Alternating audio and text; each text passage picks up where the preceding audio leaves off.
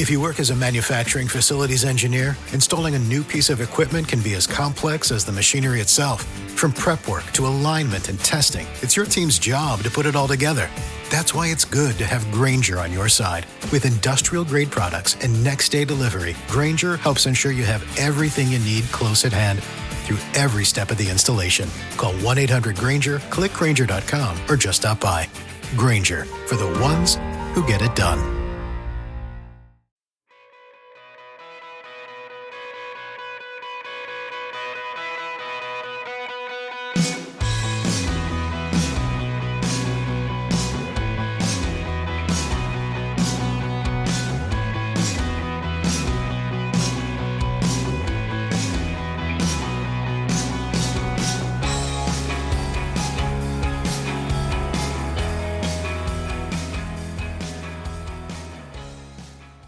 Hello and welcome to the 9th episode of the Extreme Sports Performance Podcast. My name's Ryan Blake, I'm the founder and CEO of Extreme Sports Performance. In this episode I'm going to be speaking to Dr Adrian Hemery. Adrian is an ex-GB decathlete, an athletics coach and a maths teacher. I'm going to be asking him the questions I ask all my guests. Who he is, what he does, where has he come from and what has he done along the way. What are the 3 key moments from his career so far? What are his 3 top areas of interest? What are the 3 most valuable things he's learnt to date? Here are his top 3 influences. What are his top 3 resources for information? What are his top 3 sports performance exercises or drills? What are his top 3 pieces of advice in life, exercise and or sport? We freestyle a bit between different questions as we went off at various tangents. We really enjoyed recording this episode. We hope you enjoy listening to it. Here we go. Dr. Adrian Hemery, thank you for joining us on the Extreme Sports Performance Podcast. Can we just start off by telling the listeners who you are and what you do? Well, thank you very much. It's nice to be here to join you on the podcast. So my name's Adrian. I'm now a maths teacher and athletics coach in West London. Fantastic. And could you just elaborate on your career as a professional athlete and just maybe mention where you've come from, what you've done along the way to where you are now? Sure. So I guess the story starts at school. I was into lots of sports, played team sports to a reasonable level, but nothing too elaborate, and did lots of individual sports, so everything from trampolining to horse riding. I was an energetic kid. The athletics, so I ended up as an athlete, but I started fairly early, but with rather inauspicious beginnings. I was at age 13, I turned up to the district trials and tried out for every event and didn't qualify for the district team to go to the county championships, not even at the county championships, but didn't qualify for anything. And that was heartbreaking, but I did say at the bottom that if anyone could throw hammer or do pole vault, that they would go automatically to the county championships. So next year, I didn't have any poles, so I went for the hammer.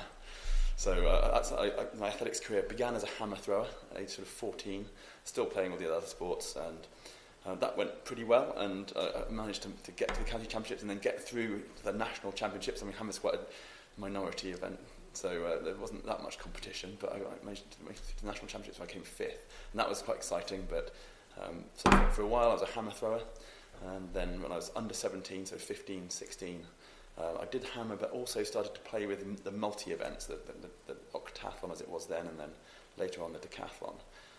And I guess through a mixture of looking at who was successful and what body type I wanted to be, and also just disposition. I think I didn't want to focus down onto one thing. I quite enjoyed the breadth of the combined events, the multi-challenge that was. So when I was 17, I decided I was going to specialise into the athletics. And I guess along the way, when I was 16, I got top 4 at the national champs, and that got me an England schools vest. That was quite a sort of important moment in me sort of to realise that it's something I could do and could be okay at. As I said, it wasn't necessarily a given. I come from quite a sporty family. My dad was an athlete, and so yes, athletics had always been there, but actually I was encouraged to do lots of different sports, so it was my choice to sort of say, actually, this is the sport for me, and that's what I wanted to do. And the highest level you competed at? What was so that? From there, I went on to university, and I got GP Junior Internationals. I was top ranked under 20, and then GB under 23, and then in 2002 I got my first senior international. So I didn't ever make it. I aspired to getting to higher levels, off to the Olympics and so forth, but unfortunately it wasn't to be for me. Injuries got in the way. I was doing fairly well and was on the fringe of sort of Commonwealth selection in 2002, but one way or another I moved my life to Loughborough and ended up doing a PhD and training there. It was mainly for the training that motivated that move, and unfortunately I improved on all the technical events, but my body didn't hold together. I got repeated hamstring and back problems that meant that I couldn't make a real go of it and get to where I hoped to be. Who knows what it could have been. But You think injuries are probably a large reason why your career stopped where it did? I think that's the case for many athletes. Yeah. And given my time again, I might have done things slightly differently. And I certainly think that I know I could have been better. I don't know how good, but I know I could have been better than my PB currently stands at. Yeah. Had I been able to have a continuous run at things.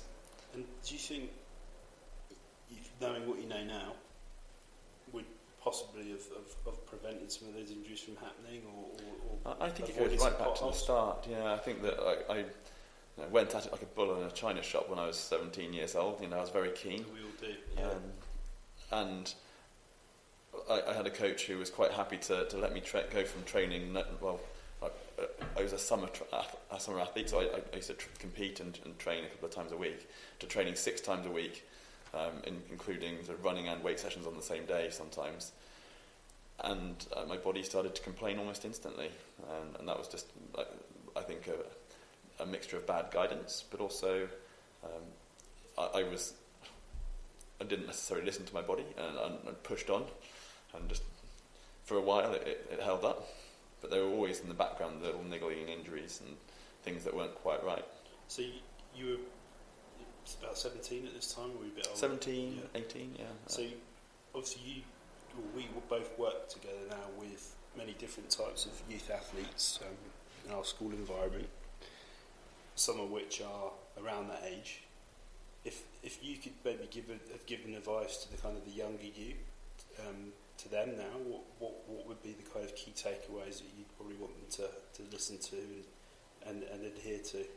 So I think the first and foremost, technique. So you're going to do a lot of your sport, and if you can get your technique right, it minimises the pressure on the body.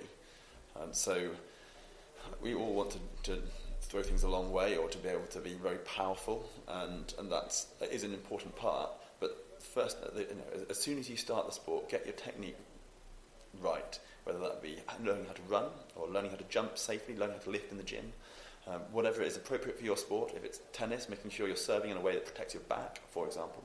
So speaking from athletics, there are certain events like the throws, like hurdling and high jumping, that if you're doing them badly, there's a lot of forces going on, and there's going to be twisting motions as well, that you need to be very careful about doing that because eventually you want to be able to do this quite frequently, and if you're doing that, then you're going to put a lot of strain on your body, and if you're not doing it well, you're going to break. It's an inevitable consequence. And so I would say, first of all, technique. Second of all, laying the foundations of conditioning. So making sure that you have enough flexibility, but not too much flexibility. So you're strong through the range that you require for your sport, and you're able to perform those movements in a sustainable, powerful, controlled way.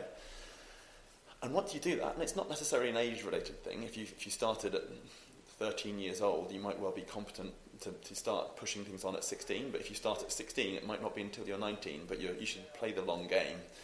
So the later you've taken up your sport, the later I think you should start really stressing yourself.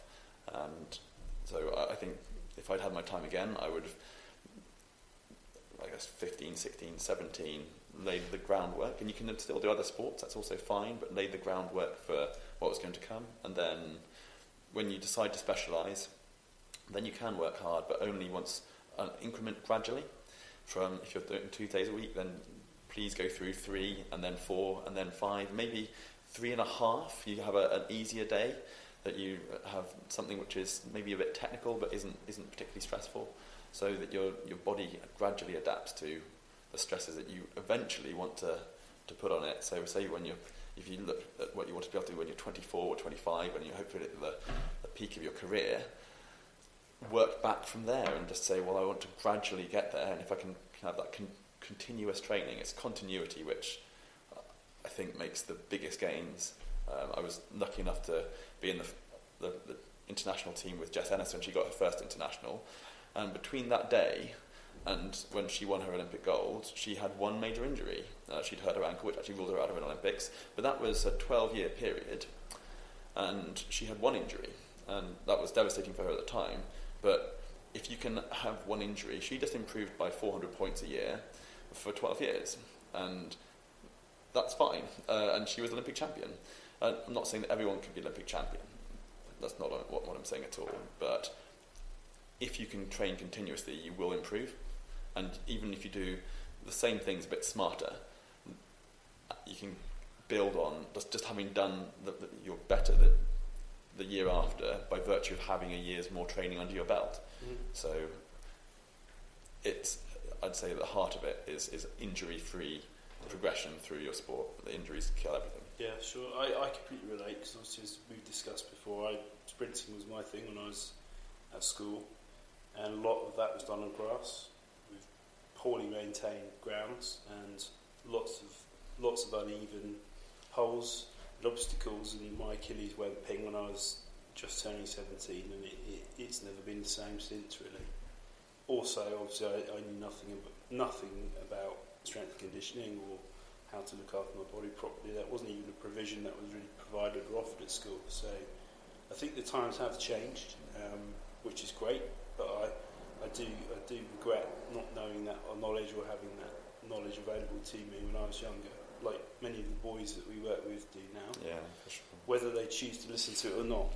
I guess the other thing to say is, if you have had an injury, and it's not just Step into the world of power, loyalty, and luck. I'm gonna make him an offer he can't refuse. With family, cannolis, and spins mean everything. Now, you wanna get mixed up in the family business. Introducing The Godfather at ChumbaCasino.com. Test your luck in the shadowy world of The Godfather slot. Someday, I will call upon you to do a service for me. Play The Godfather now at ChumbaCasino.com. Welcome to the family. No purchase necessary. VGW Group. Void where prohibited by law. 21 plus. Terms and conditions apply. Lament, actually, it might not be the end of the world. Hopefully it's not a career-changing injury. But if you've hurt your hamstring or gone over on your ankle, if you rehab it and treat that as seriously as you treat your other training, to make sure it's really strong, then it could be that injury has saved you. Why did the injury happen in the first place? Asking that question. And occasionally it'll be through random events, but often it's because you were doing something either systematically, or there was something systematically incorrectly, or there was something laying there underneath that you weren't addressing. And so maybe this is just at the time, if you listen to it, your body does tell you things. Yes. Yeah, I think I completely agree. A lot of injuries happen again because they might not have been managed as well as they needed to be beforehand, or the first time they occurred, which is, that phrase prehab, isn't there? Correct.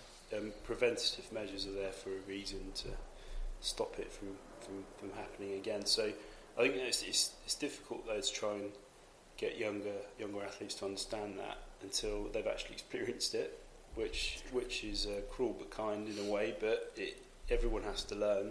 Everyone gets injured, but as you said, it just needs to be managed properly. But obviously, the messages like I always give young athletes are just try and consistent things done well with good quality will lead to great results, and they won't happen overnight. Agree with you, totally. But they will happen, and I think you just have to stick with it and follow that advice for people around you, and just trust it all works. So just moving on, what would you say the three kind of key moments were from your kind of career so far in terms of athletics, if you had to pick three? So from my athletics career, I think that day when I got my first England schools vest when I was under 17, that gave me the belief that actually this is something I could do. So that was quite key. Then being top ranked GB junior, that was exciting, and that was a really good year for me. And then after that, I guess the injuries, like the hamstring tears and the back problems that I got, were also quite formative. But obviously, they played a big role inside my career and hindering that. But equally, it was a large learning experience and something that I can hopefully take into my coaching and pass on, so that things I've experienced I can help others avoid. So sure. Yeah, I think that it has been a real journey of I did try and for about 8 years I did try and continue training until 2012, but each season something would happen and rule out parts of it. So you learn a lot along the way. You learn a lot about the body, and I've rehabbed what feels like every bit of me. Yeah, so I know a lot about the aches and pains. So I can often relate to other aches and pains that other athletes are having. I think also if you have got one issue and then another one occurs and another one occurs, and you don't completely sort out the previous ones before the next ones occur, and it's like a Jenga tower, isn't it? You'll just eventually one of the pieces will fall out and it will come crashing down. So it is frustrating, but I think the more you try and maybe ignore it or push through, the worse it can get sometimes. Definitely tallies with my experience. Exactly. So in terms of kind of sports training, athletics, track and field, and your areas of specialisms or specialisations, what would you say your three main areas of interest are in that field? So I enjoy the technical aspect. So decathlon's a highly technical event. It's got pole vault, hurdles, javelin, but I enjoy the technique of everything really. So learning how to run biomechanically efficiently. So I enjoy looking at that. I really enjoy the psychological aspect actually. Trying to work out how the mind, first of all getting people who are just trying out the sport, first of all getting them to explore it and ideally fall in love with it, and that's quite interesting throughout. In every sport there's highs and there's lows, and learning how to ride out the lows is an important part of it. Sure. And to make sure that there's going to be highs again in the future. If you get too down on yourself, there are always lows. There are always lows, and if you get too down on yourself, then you can stop the progress that was actually there and say, well, actually, okay, can we learn anything, and then can we move on? Learning how to do that's quite important, and then there's the individualization. I'm quite intrigued by.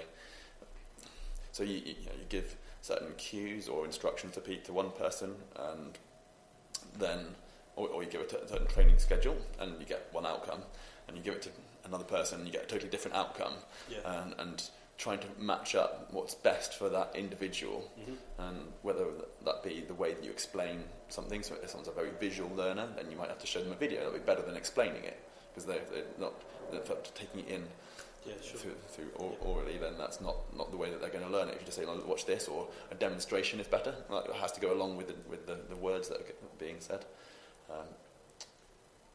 And also how people adapt to training. So some people are very fast twitch, and therefore they should be doing things at very high quality, and they'll get a lot out of going maximally quite often, but you have to give them plenty of recovery, plenty of rest between sessions. Sure. Whereas other people, they don't have. I wasn't particularly fast twitch, so I had a work ethic there. I had an engine, which meant I could train quite hard. Well, I say that, obviously I could have trained a bit smarter as well. Sure. But I didn't mind coming back and working hard. And that was what I brought to the table. So maximising your strengths, minimising your technical weaknesses, and making sure that you're plugging those gaps is... and that's different for every person. And that's quite different. I think Rubik's Cube of a puzzle to solve. That is the art and science, isn't it, of coaching. I think with large numbers, very large numbers, it's very hard to individualise for everybody. But obviously with smaller numbers and a better coach ratios, coach to athletes ratios, it is more possible. But it's essential, especially at the higher level, because everyone's so different in all those different ways. So I completely agree that it's difficult when there's large numbers involved. Yeah. One thing I have found when you're coaching large numbers is if you're able to speak to people individually, maybe not during the session, but afterwards or at another time, then you can give them something to think about when you're doing a group activity. So the activity might be the same, and necessarily that there's only one member of staff or one coach present, and you're going to be doing 6 by 60 metres. But they can be focusing on different things, and as long as they know that, then they can be getting something individual out of that session, even if it's on paper the same session. So you can be clever about it, but you have to be organised. If there's more people, it has to be exactly. It's very, the organisational element becomes tricky. I think it's also very easy to overcomplicate things like that as well, isn't it? I think sometimes it's better to just choose one thing or two things, 3 things max, and just focus on those rather than overcoach or overcomplicate, because I've made those mistakes, and it's definitely not as effective as just trying to have one clear goal, or less than 3 anyway. Yeah, I think I'm a simple person really. I think that thinking about one thing is enough, and try to be focusing on positives rather than negatives. The old adage, don't think about pink elephants, and then suddenly the only thing that fills your brain. So don't point your toes, don't do this, and all the person's thinking about is that. Maybe you should think about the positive opposite, but try to think, well, this one thing, this time, are we going to be able to do this one thing? And you try to pick out what's most important for that individual. But it's not always easy, is it? I think one thing I've started to do a lot lately is think about the things, or focus on the things I'm not going to do, which makes the things that I am going to do or need to do a lot better, a lot more clear, which is almost like a reverse engineering approach. But I've had quite a lot of success with that lately in big team sports, particularly with more adolescent age groups. So that's been quite interesting. Yeah, it's an important question, isn't it? So how little is enough? Yeah. Because actually, there's you stress the body, and you have to try and recover between each of these things, and that's actually the adaptation occurs in the recovery, not in the doing. So actually, in some sense, if you do too much, if you can do everything, that would be great. But actually, there's not enough time, or there's not enough energy, and so it's actually about what's the biggest bang for buck, what's going to give us the biggest reward. Sure. And so what's the minimum? What's the minimum that we can do to get the desired results? And often it makes things very, as you said, it makes things so much more clear. And you just get to, actually, we should do this well. Worry about, once we can do this well, then we'll worry about the next thing. Exactly. No, it's fascinating, isn't it? And I think we could do an entire podcast on just that topic, but there's a lot of dimensions to it. Moving on, what would you say the most valuable things you've learnt are to date? Not necessarily just in athletics, but just in life, or with your combined roles as a teacher and a coach. So, get enough rest. I think this is both for sport and for life, really. That sleep's really important. And, so I guess that if your body is tired, there are times when you still have to train, but actually often that's if you're tired for a few consecutive days, or certainly a week, then you should probably listen to that and try to prioritise the sleep. Maybe if that means axing a session, then it means axing a session, because the question mark remains: is that session going to do you as much good as having a bit of time to recover, and you get better in the recovery? Sure. So, and I guess that as linked to that is like progressive overload, so that what you will be able to do in a year or 3 years down the line is less than what you can do now. So if you just keep on just taking the recovery, and when you feel better, working hard again, over time you will be able to train more frequently, and over time you will be able to spend more time working hard. So if you take Mo Farah, who's now training for the marathon, running 120 miles a week, probably running twice or even 3 times a day sometimes, he didn't start off doing that. He started off running 3 times a week at his local club, and that was 20 years ago. and now he's sort of 10-time global champion. Recently broke the European record for the marathon and won the Chicago Marathon, and is looking like he could be a contender for the Tokyo Olympics. So that has definitely been a progressive thing for Mo, because it wasn't instantaneous. He was a very good junior, so 97, 98, 99, he was one of the best juniors. And it wasn't until 2011 when he started to get global success. So. Hello, it is Ryan, and I was on a flight the other day playing one of my favorite social spin slot games on ChumbaCasino.com. I looked over at the person sitting next to me, and you know what they were doing? They were also playing Chumba Casino. Coincidence? I think not. Everybody's loving having fun with it. Chumba Casino is home to hundreds of casino-style games that you can play for free anytime, anywhere, even at 30,000 feet. So sign up now at ChumbaCasino.com to claim your free welcome bonus. That's ChumbaCasino.com and live the Chumba life. No purchase necessary. VGW. Void where prohibited by law. See terms and conditions. 18+. Something was happening in those 12 years, and it didn't happen overnight for him. Sure. But he did train consistently, and he did just gradual improvements, and constantly evaluating what was going to be best for him. I did see recently how he approaches his recovery, and he does a lot of, well, when he can, I suppose when it's available, a lot of underwater treadmill running, just to kind of keep things flowing, taking the load off, which I thought was pretty fascinating. But I can't imagine that underwater treadmills are that available.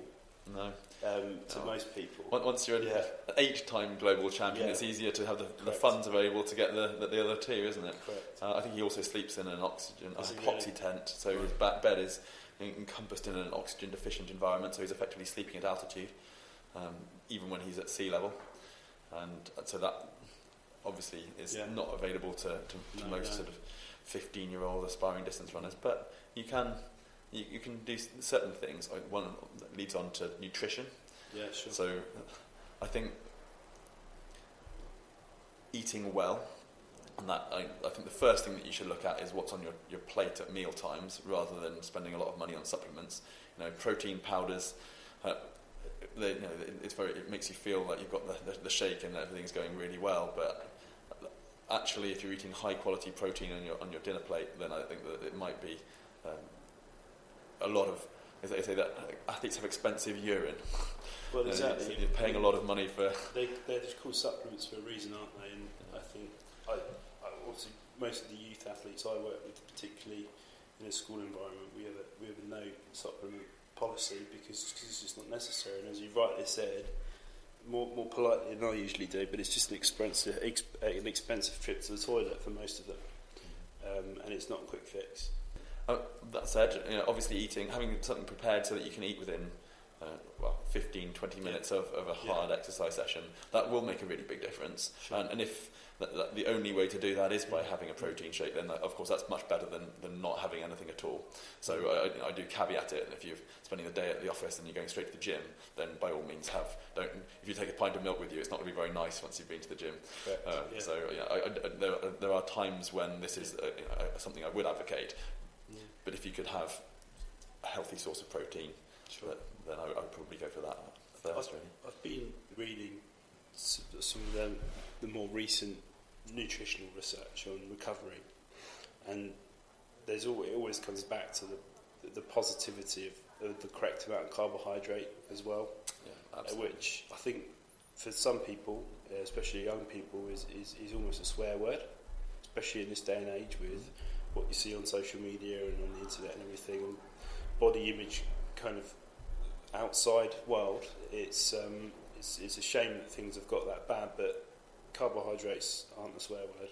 Oh, absolutely. If they're used a carb fiend, but also all in the right time and place. So correct. There's something known as glycemic index. I'm sure, which I know you know a lot about, but how quickly the carbohydrates hit your bloodstream. Sure. What glycemic index you want will vary from time to time. So if you're first thing in the morning and you're not planning to exercise until the afternoon, then you probably don't want something to hit your bloodstream in the next 15 minutes. So don't go for Cocoa Pops, go for porridge.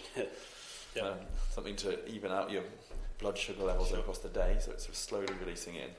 And then as soon as you've trained, then you probably do want something to be in there in 15 minutes, and they're actually having high release. Like if you're going to have a sugary drink, that is the moment to do it. Exactly. If you want to have a can of Coke or a Lucozade Sport, then that would be the moment. Incidentally, you can break up Lucozade, an equivalent of Lucozade Sport with a pinch of salt and a bit of squash in a bottle. So save yourself a lot of money. Save yourself a bit of money. Yeah. Exactly. I think it does come down to preparation, then, doesn't it, in terms of nutrition? That's one thing. I've just been very lazy with that when I was younger, but now I've got older and a lot more injuries and take longer to recover from everything. I think I'm much more prepared for my recovery, and I do value my sleep a lot more, and I just know if I'm having a bad night's sleep or not enough or eating well, even for a day, it will affect me for probably 3 days afterwards. But that's just, I suppose that it's just the beauty of getting older. Yeah. So just moving forward, I'd be really interested to know the answer to this actually. Would you say you've had any kind of key big influences in your life or mentors going through? So my dad was an athlete, and what did he compete in? He was a hurdler primarily. Yeah. He won the Commonwealth Games at the sprint hurdles and the Olympic Games at the 400 metre hurdles. What year was that? 1968. He won the Olympics up in Mexico City. Awesome. He broke the world record in that race. Wow. He picked up silver in the 4x4 relay in Munich and a bronze in the 400 hurdles again in Munich in 1972. Wow. So he had success. Yeah. He did try the decathlon. His running and hurdling were good, as you'd imagine. His throwing and pole vaulting were less good. So he went back to the 400 metre hurdles for the next Olympics. Okay. Yeah. So until recently, we held the British father-son decathlon record. Wow. Until Daley Thompson's son did a decathlon. Okay. All I can say is that I scored more points than my dad, and I scored more points than Daley's son. So. Okay, fantastic. Obviously, the dad's letting the side down. Good to know. Yeah. I'll put that on record. Yeah. So he obviously a big influence, and we talked about athletics from all the way. But whenever the big championships of the year would come on TV, we'd sit there and watch it, and I learned an awful lot from him.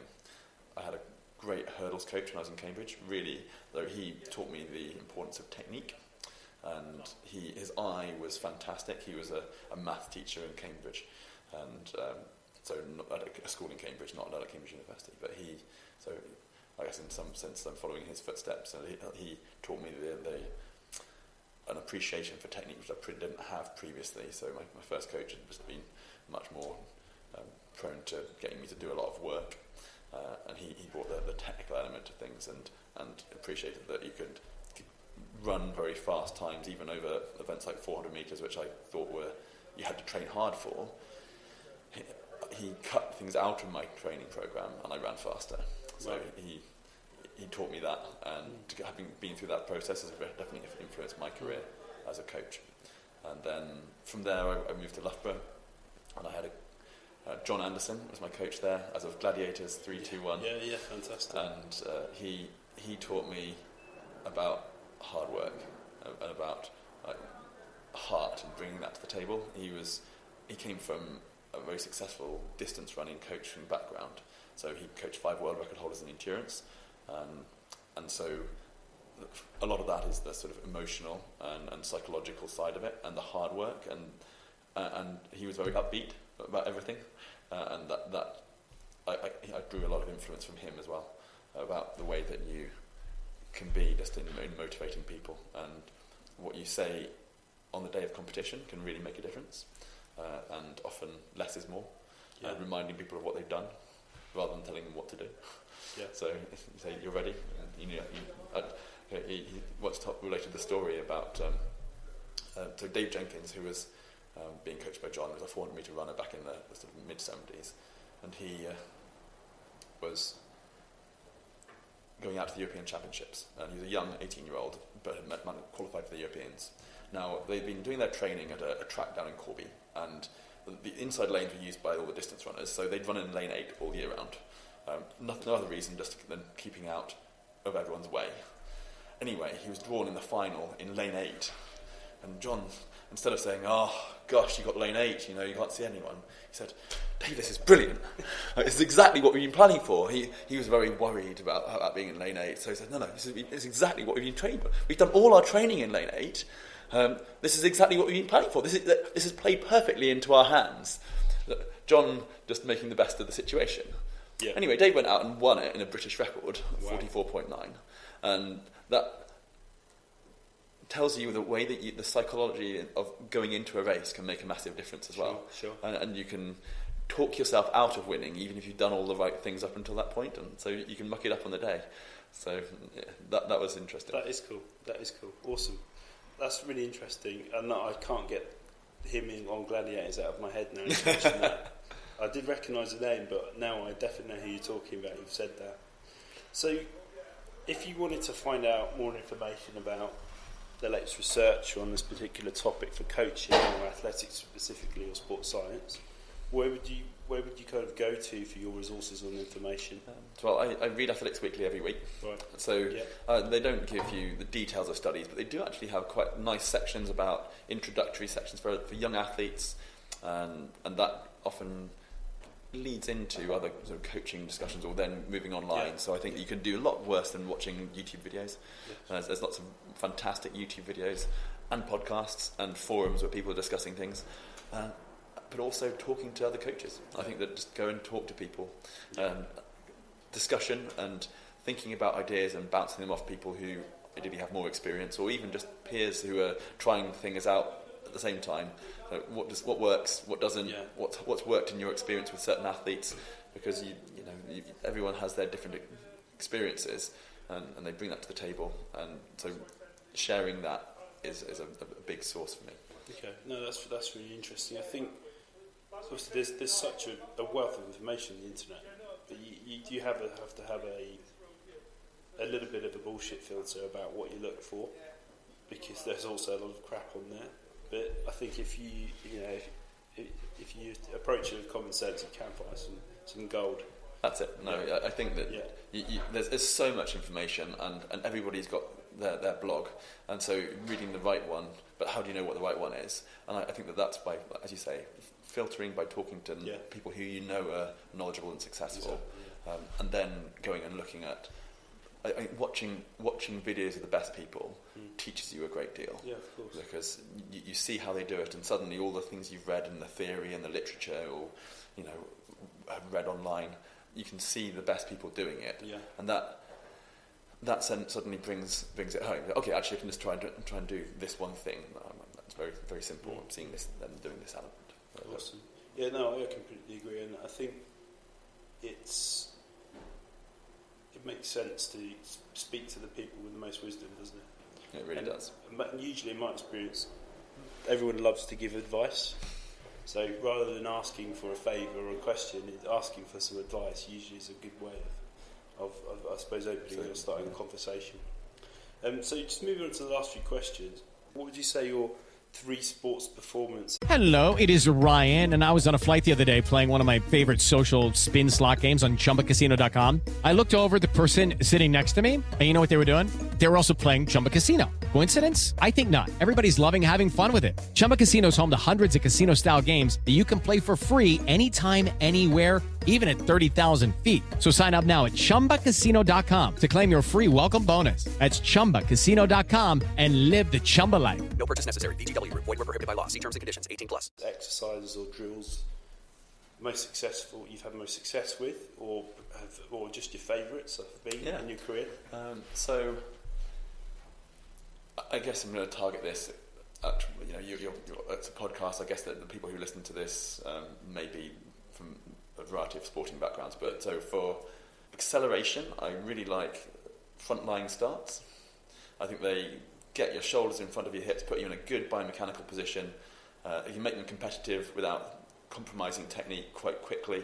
I think for young athletes, this is a brilliant way. So just to describe what I mean, I'll say on your marks, and athletes have to lie down on their fronts with their fingers behind the line. Mm-hmm. So you're on your front, facing the direction you're going to run, fingers behind the line. Nothing's allowed to touch past the line, but your head can be past the line if it's above the ground. Then I'll say set. If anyone lifts off the ground at that point, they have to do press-ups. So it must be down on set, right. And then there's a clap or a go, and people should race to 10 metres, 20 metres, 30 metres, and this is a way that, particularly leading into the season, where we do quite a lot of this, sure.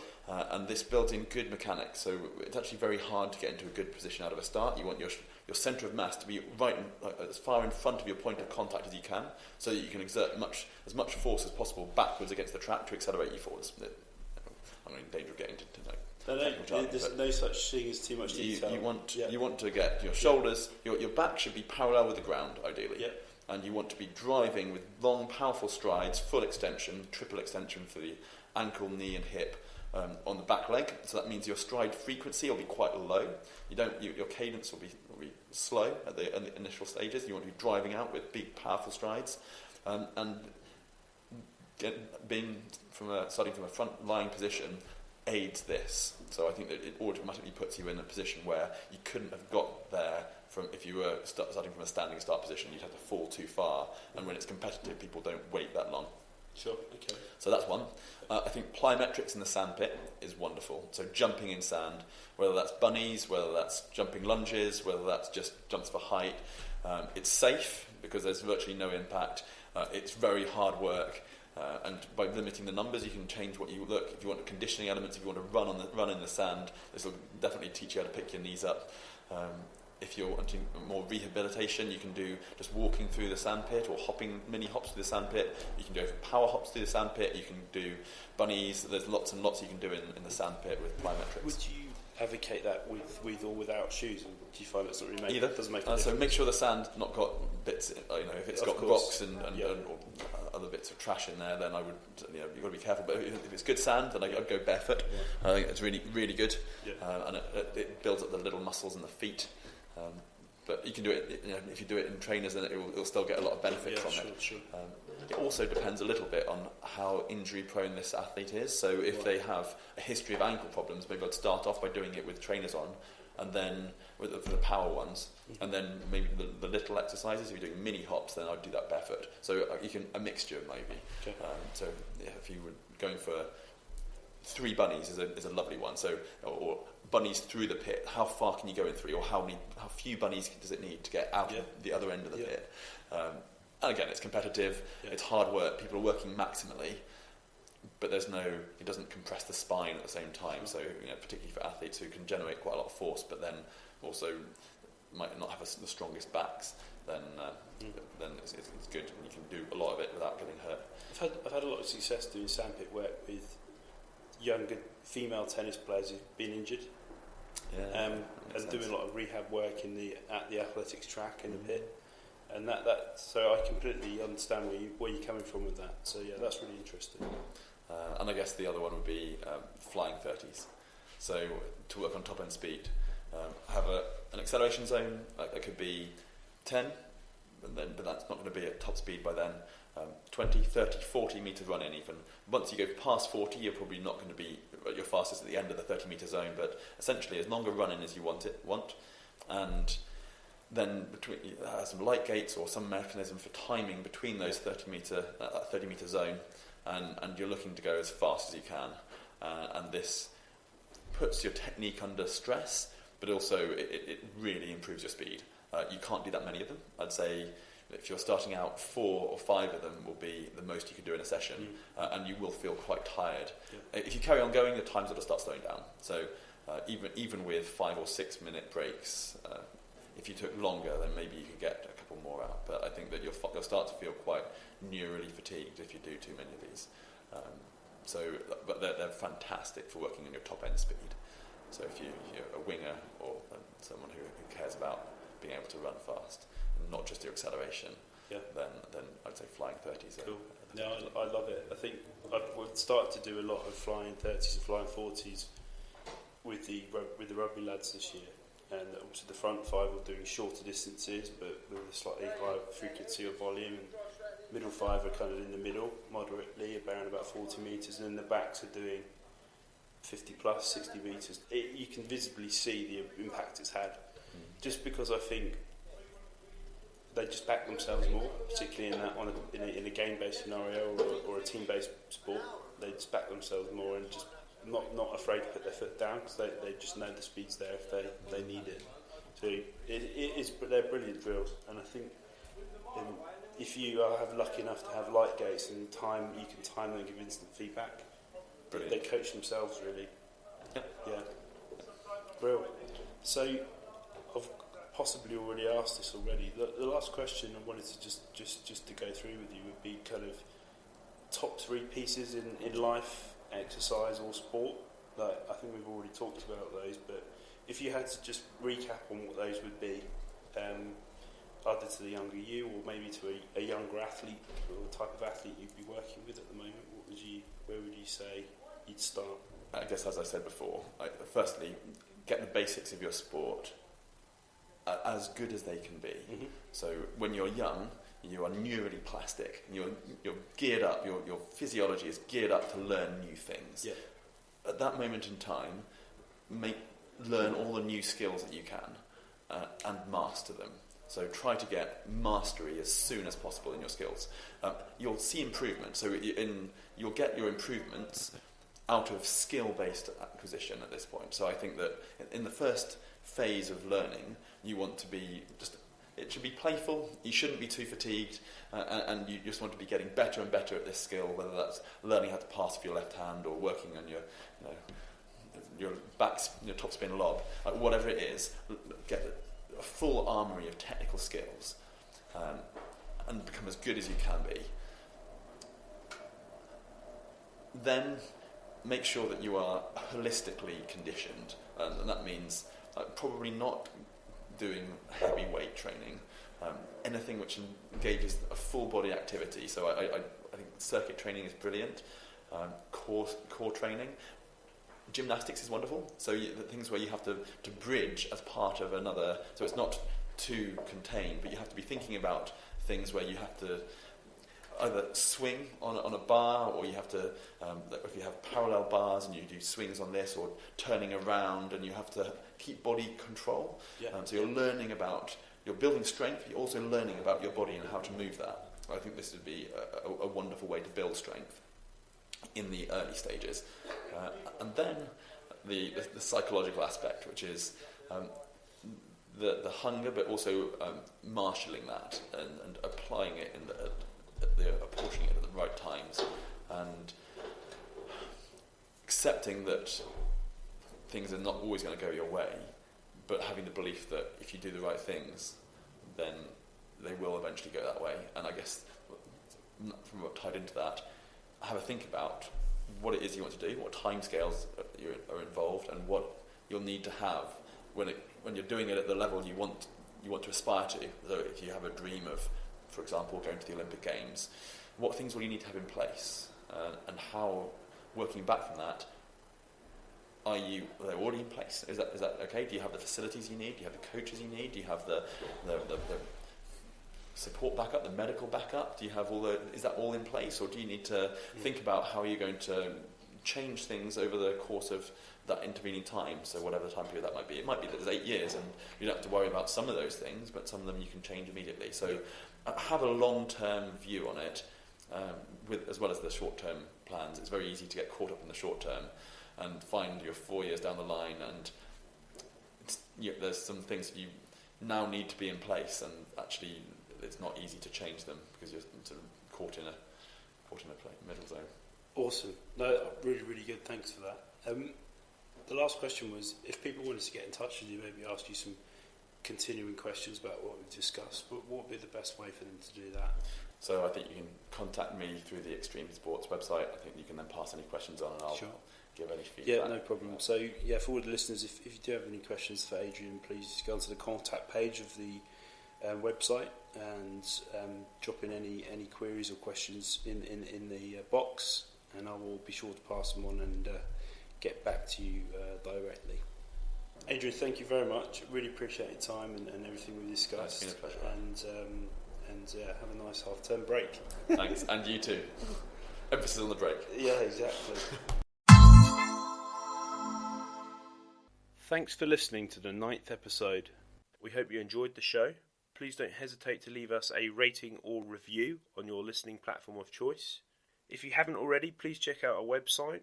We have weekly blogs on our blog page. You can sign up to our monthly newsletter via our sign-up page. Our online store consists of personal coach, training programs, nutrition plans, interactive training systems, toolbox, and coming very soon, membership packages. We also have several social media platforms: Instagram, Facebook, Twitter, and YouTube. Links to all these can be found at the bottom of every page on our website or via any search engine. That's all for now. Until next time, take care.